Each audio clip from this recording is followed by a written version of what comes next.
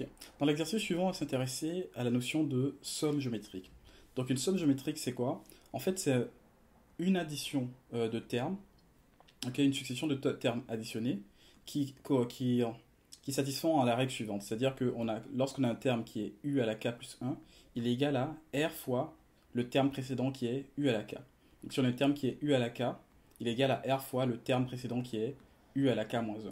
Et ici, la valeur de r est appelée la raison.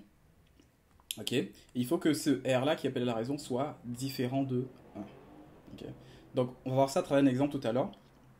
Une chose à connaître pour les sommes géométriques comme ça, c'est que pour évaluer la somme, une somme géométrique, il y a différents éléments qui sont importants à connaître. D'abord, on doit connaître le nombre de termes dans cette somme-là.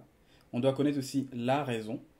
Et lorsqu'on connaît le nombre de termes et la raison, la somme géométrique est égale en fait à la valeur du premier terme de la somme à évaluer fois 1 moins la raison à la nombre, exposant le nombre de termes divisé par 1 moins la raison.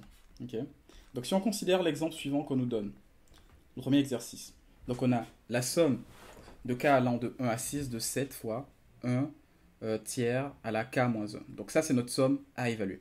Donc la première chose qu'on va chercher c'est le nombre de termes. Donc le nombre de termes. Donc le nombre de termes ici, comme on voit dans la formule, ici, le nombre de termes est égal à n, okay, c'est-à-dire le plus grand, l'indice le plus grand, moins l'indice le plus petit, plus 1. Donc on aura ici 6, l'indice le plus grand, moins 1 qui est l'indice le plus petit, plus 1. Donc on voit en fait qu'on a, ici dans cette expression, 6 termes. Donc on a 6 termes ici, parce que les deux 1 et moins 1 se cancellent, on se retrouve avec 6 termes. Ok. Donc on connaît déjà le nombre de termes. La deuxième chose qu'on va considérer, c'est la première valeur de cette somme-là. Donc ici, on voit que le premier indice, c'est l'indice 1. Donc ça veut dire que la première valeur de cette somme-là, c'est U1. Ok. Donc on va chercher à évaluer la valeur de U1. Donc comment est-ce qu'on fait pour évaluer la valeur de U1 ici? C'est très simple. Ce qu'on va faire, c'est qu'on va remplacer tout simplement l'indice 1 dans cet exposant-là. Donc on aura U1 qui est égal à 7 à la 1 tiers à la k moins 1. Donc au lieu d'avoir le k ici, on aura 1 moins 1.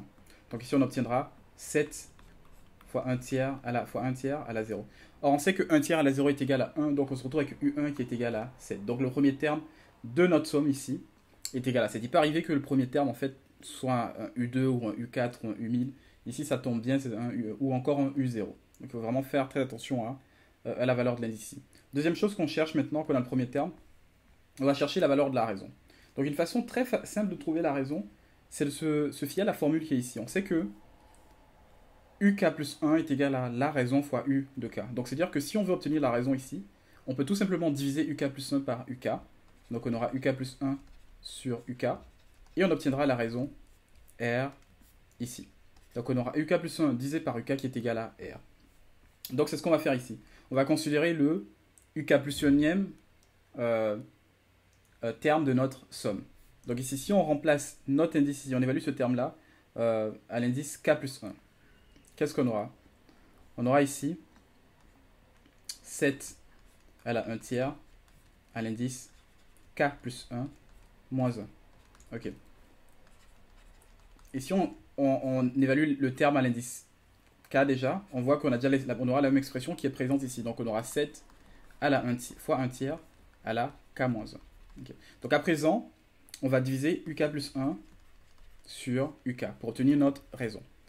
Donc on aura ici, lorsqu'on évalue l'expression, on aura 7 à la 1 tiers. Au niveau des exposants, ici on a K plus 1 moins 1. Donc on voit que le plus et le moins se simplifient. On se retrouve avec un 7 à la 1 tiers à la K. Au niveau du dénominateur, qu'est-ce qu'on a? On a 7 ici, toujours à la 1 tiers à la K moins 1. Maintenant, c'est bien connaître les propriétés des quotients et des exposants pour le reste de l'exercice. Donc on voit ici que déjà le 7 et le 7 se simplifient et on se retrouve ici avec un 1 tiers à la k. Je fais monter le k-1 au niveau du k ici, donc ça fait moins k-1. Donc je me trouve avec un 1 tiers à la k moins k. Ici les deux k se simplifient. k moins k, et il me reste un 1 ici. Donc il me reste un tiers. Ça veut dire que ma raison pour cette somme-là est égale à 1 tiers. Ok, maintenant j'ai ma raison, j'ai mon premier terme, et j'ai également le nombre de termes. Donc je peux trouver ma somme.